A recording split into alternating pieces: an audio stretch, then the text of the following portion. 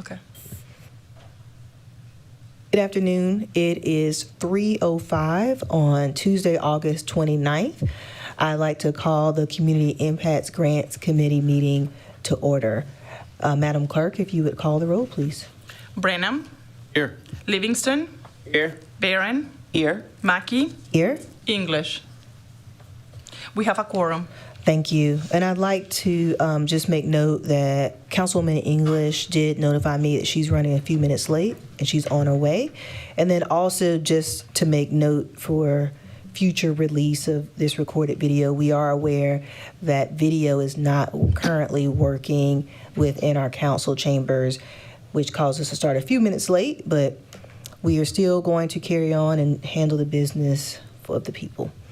Next on the agenda is, also, let me welcome Councilwoman Allison Terratio for joining us this afternoon.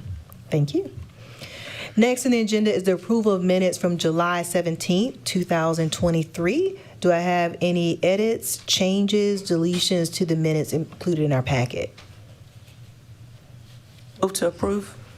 Motion for approval, is there a second? Here, but I'll second it. So I heard a motion and a second by Mr. Livingston. Is there any discussion?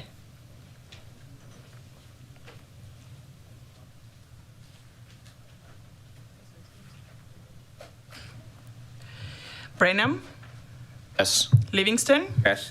Barron, Yes. Mackey. Yes. Motion approved. Next is the adoption of the agenda. So move, Madam Chair. Second. Motion and a second. Any discussion? All right. Madam Clerk? Brenham, Yes. Livingston, Yes. Barron, Yes. Mackey. Yes. Motion approved. Thank you. All right. So the first item, number 4 is 4A, is our grant application results. And just a quick kind of refresher for the public as well as some of my colleagues, because we haven't had a meeting for several weeks now, but our application went out for the Community Impacts Grant Committee and was made live. We did offer a few training sessions to help folks that needed any assistance in understanding the new application or the Zoom grant system. And the application period ran from July 1st to July 31st. And then from that point on, we allowed staff as well as an outside consultant to assist us in the evaluation of the applications that were received. And so before us in our packet, we'll go over the grant application results and then look at our first section, which is the community partners request. We'll look at that and then discuss next steps. If you would, ACA Thomas, if you would like to share with us any high-level overview of the grant application results. Yes, ma'am. Thank you, Madam Chair. The grant application process, we feel, went very, very well. We received a total of 124 applications. 115 of those were general applications, with 9 being for community partners. The 9 for community partners were a total of $913,500, and the total for other general grants was just slightly over $4.2 million, making the total request $5.128 million. There were many, we had hoped to be able to give you specific statistics relative to the areas by which the candidates geographically were dispersed. However, you'll notice that as we go through this process, most of the applicants actually were in multiple districts, and all of the community partners would serve the entire county. We'll be providing more detailed information to this with the general grants once we review those, hopefully on September the 12th. Thank you. Any questions related to just the overall process before we move into reviewing the community partners application?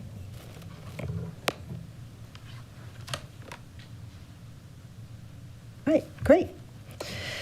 So going into item 4, thank you, B, community partners request. If you remember, as a committee and council, we approved 9 organizations that fell under the category of community partners.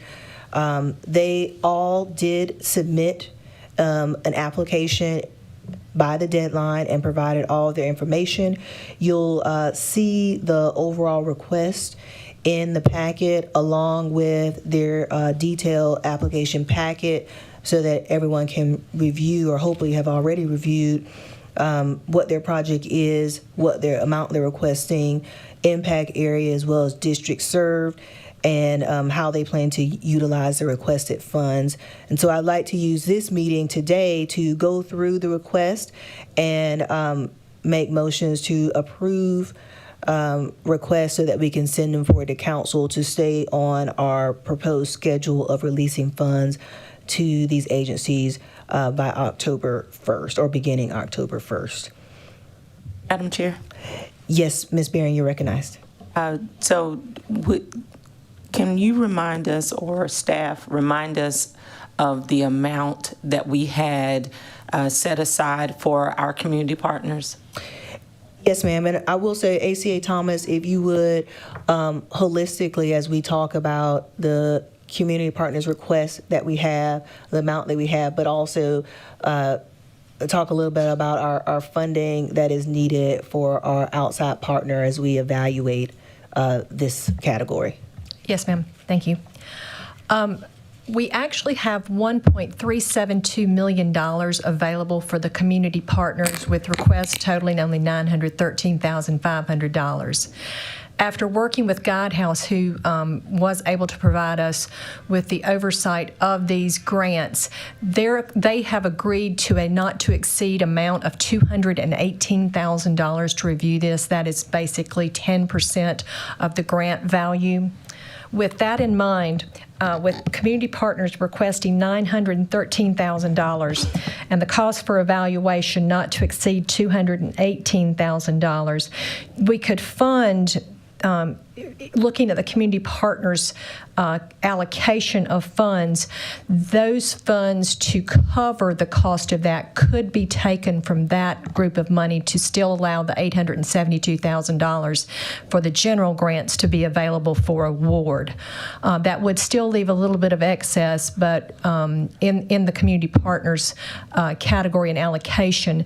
But with that, $40,000 of that cost would, of course, be associated with ARPA dollars.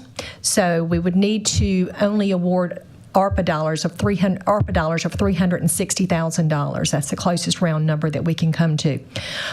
We will be working with we have a few projects in mind that we believe could qualify, and we're still working through the qualifications for ARPA grants. In any case, we have funding to be able to arrange for the community partners. But what we would need to do is to know that the ARPA dollars would really be only awarded to the total of $360,000. And we would come back and let you know who those people would be that would be allocated toward those funds. Ms. Beer, is that? Thank you. You're welcome. Any other questions related to the community partners request? Madam Chair, if I might make one update to the Columbia Urban League. As we were going through the review process with that group, you'll note on page 8 that it says expired SOS charity registration. That has been since updated, and the percentage of their funds that go toward the program are 89.9%.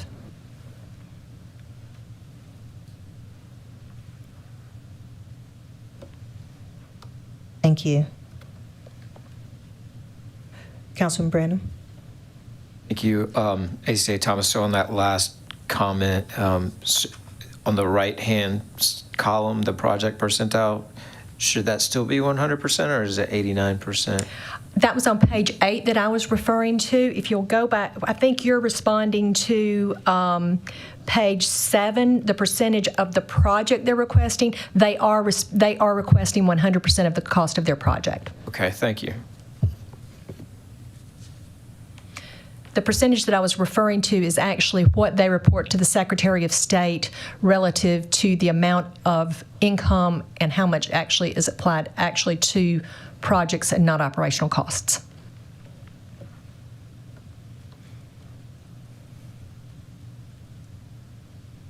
Any other questions from committee members? All right, well, we are at the point now where, based upon the 9 community partners requests that we have received, we need to make decisions on awarding and moving forward or rejecting any of these applications or requests. So I will entertain motions from any committee members. Madam Chair, Councilwoman Barron, you're recognized. I move to approve all 9 of the community partners as requested in the amount of $913,500. $913,500. Say it right. Second. Second, whatever that amount is. All right, we have a motion and a second to approve all community partners' requests at the amount listed totaling $913,500. Any discussion?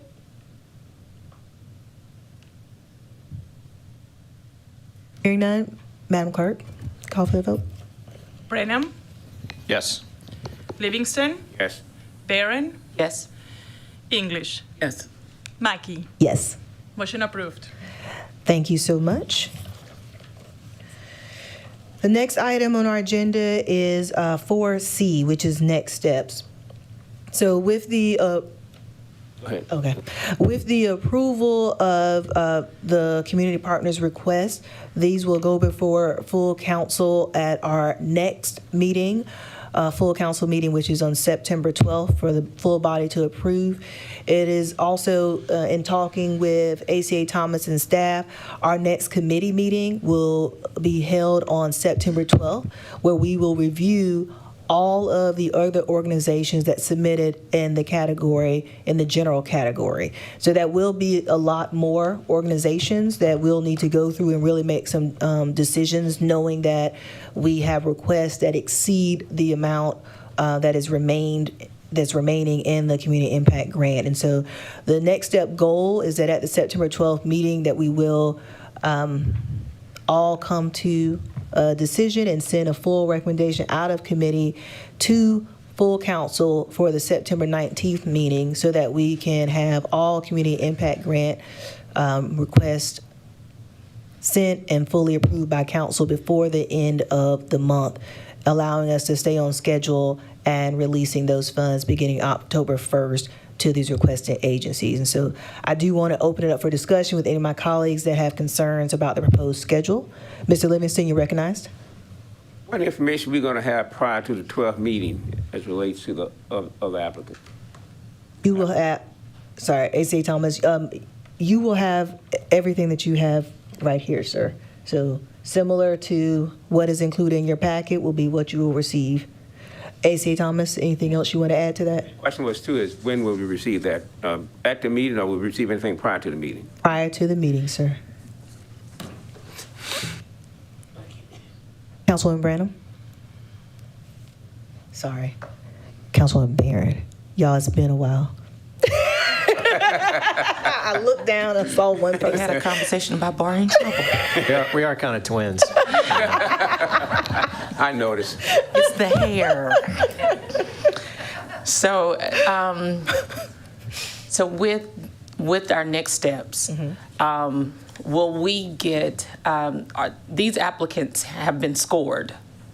That's correct? They have scores, and so very similar to what we did with ARPA grants, will they be ranked as well by scoring?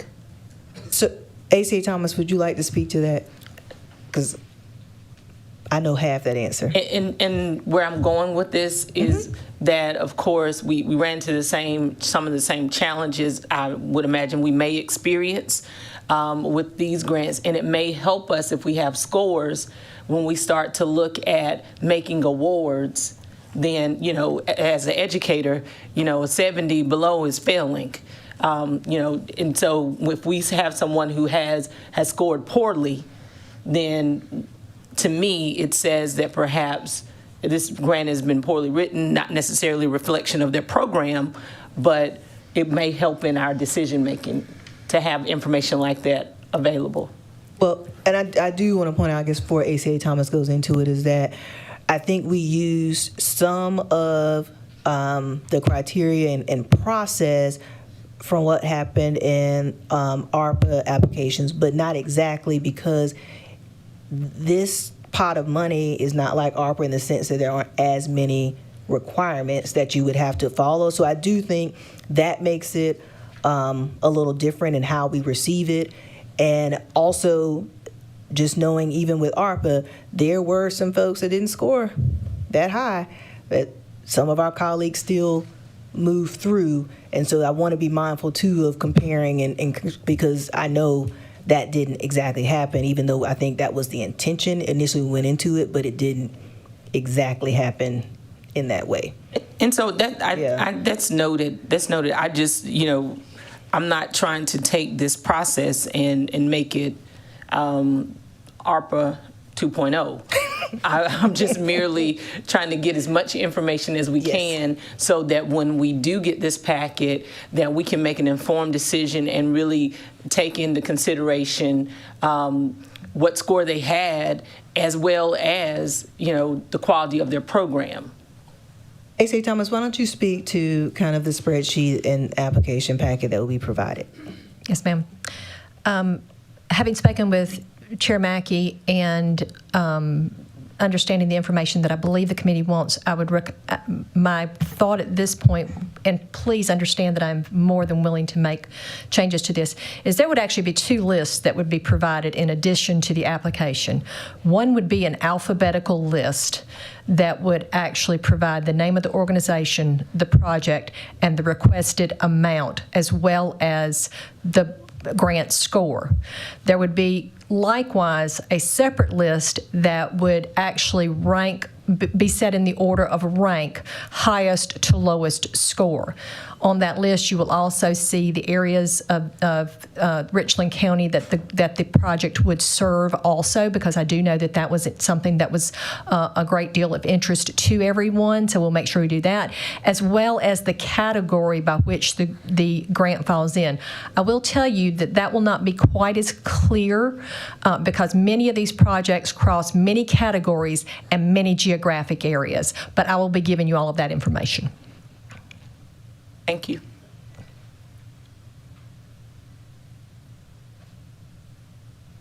Any other discussion around next steps or proposed schedule? Sounds like I'm getting all the information I need. Well, I thank you for that. And as always, everyone serving this committee knows this is our first time going through this application process as well as award process. And I think as we go through it, we'll all think of ways to improve it for next time. This is not the end-all, be-all application or process, and we definitely can make sure that we work to improve going forward. All right, well, hearing nothing else, we're at number 5. Vote to adjourn. Second. Motion and second, Madam Clerk. Brenham, Yes. Livingston, Yes. Barron, Yes. Mackey, Yes. English. Yes. Motion approved. Meeting adjourned. Thank you.